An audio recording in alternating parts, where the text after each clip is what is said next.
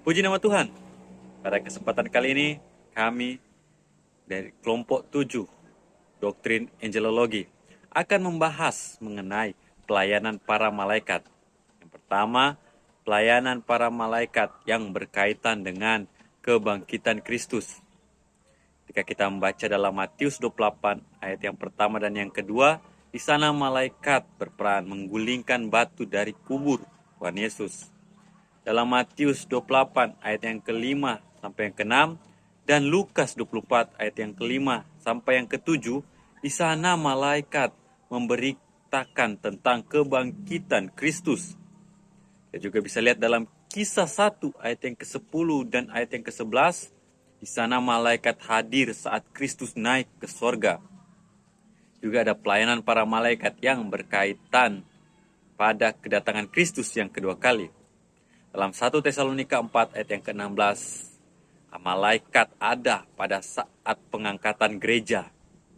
Dalam Matius 25 ayat yang ke-31, 2 Tesalonika 1 ayat yang ke-7, dan Matius 13 ayat 39 sampai ayat yang ke-40, malaikat Tuhan menyertai Kristus pada saat kedatangan yang kedua.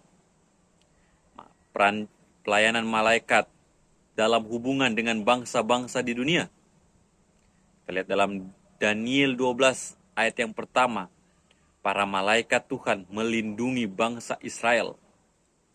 Juga dalam Daniel 4 ayat 17 dan Daniel 10 ayat 21 serta Daniel 11 ayat yang pertama, malaikat Tuhan menjaga pemimpin bangsa-bangsa lain. Di sini dalam hubungannya dengan orang-orang fasik, yang pertama memberitahukan hukuman yang akan datang dalam Kejadian 19 ayat 13, Wahyu 14 ayat sampai 7, juga Wahyu 19 ayat 17 sampai 18.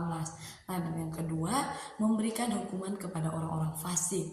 Kita lihat di dalam Kisah Para Rasul 22 ayat 23 dan Wahyu 13 ayat 39 sampai 40. Dan yang ketiga, di sini memisahkan orang fasik dan orang benar yang terdapat di dalam Matius 13 ayat 39 sampai 40. Nah, dan yang berikut dalam hubungannya dengan gereja. Nah, di sini dalam hubungannya dengan gereja, yang pertama menolong orang-orang percaya yang kita bisa lihat di dalam Ibrani 1 ayat 15, dan selanjutnya mengungkapkan arti kebenaran yang berfaedah bagi gereja yang kita boleh lihat di dalam Daniel 7 ayat 15 sampai 27 dan pasal ke-8 ayatnya 13 sampai 26, juga pasal ke-9 ayat 20 sampai 27, juga di dalam Wahyu 1 ayat 1 ayat 22 dan ayat 8. Nah, dan yang berikut yaitu membawa jawaban atas doa yang kita bisa lihat juga di dalam Kisah Para Rasul 12 ayat 5 sampai 10. Dan yang berikut menolong dalam memenangkan orang bagi Kristus dan memperhatikan keadaan, pekerjaan dan penderitaan orang percaya, juga memberi dorongan atau menguatkan hati orang percaya sewaktu yang dihadapi bahaya. Juga yang terakhir, memelihara orang benar pada kemuliaannya. Puji nama Tuhan. Pada kesempatan kali ini, saya akan melanjutkan penjelasan dari teman saya mengenai pelayanan malaikat.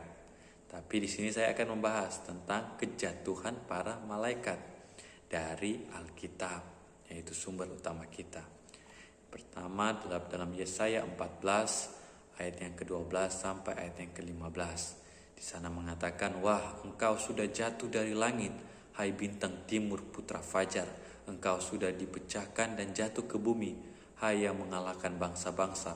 Engkau yang tadinya berkuasa, engkau yang tadinya berkata dalam hatimu, aku hendak naik ke langit, aku hendak mendirikan tahtaku mengatasi bintang-bintang Allah, dan aku hendak duduk di atas bukit pertemuan jauh di sebelah utara. Aku hendak naik mengatasi ketinggian awan-awan, hendak menyamai yang maha tinggi. Sebaliknya ke dalam dunia orang mati engkau diturunkan ke tempat yang paling dalam di liang kubur." Nah, di sini adalah bukti tentang kejatuhan malaikat. Karena kalau kita lihat dalam terjemahan lain dalam King James Version, di sana ada kata Lucifer. Nah, ayat ini yang menjadi dukungan utama kita bahwa ternyata zaman dahulu telah ada yang namanya kejatuhan malaikat dari Yesaya 14 ayat 12 sampai yang ke-15. Juga ada dalam Lukas 10 ayat 18. Di sana mengatakan, aku melihat iblis jatuh seperti kilat dari langit. Di sana mengatakan bahwa itu adalah kejatuhan malaikat di mana mereka jatuh seperti kilat dari langit.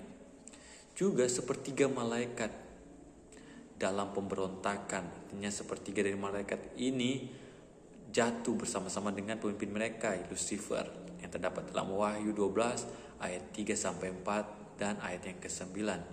Untuk waktu kejatuhan di sana kalau kita lihat dalam Kejadian 3 ayat 1 sampai 14, iblis sudah ada sebelum Adam dan Hawa jatuh dalam dosa Taman Eden. Artinya iblis ini atau malaikat yang jatuh ini telah ada sebelum Adam dan Hawa. Jadi tidak dapat diperkirakan kapan. Tapi intinya kejatuhan para malaikat ini telah terjadi sebelum Adam dan Hawa diciptakan.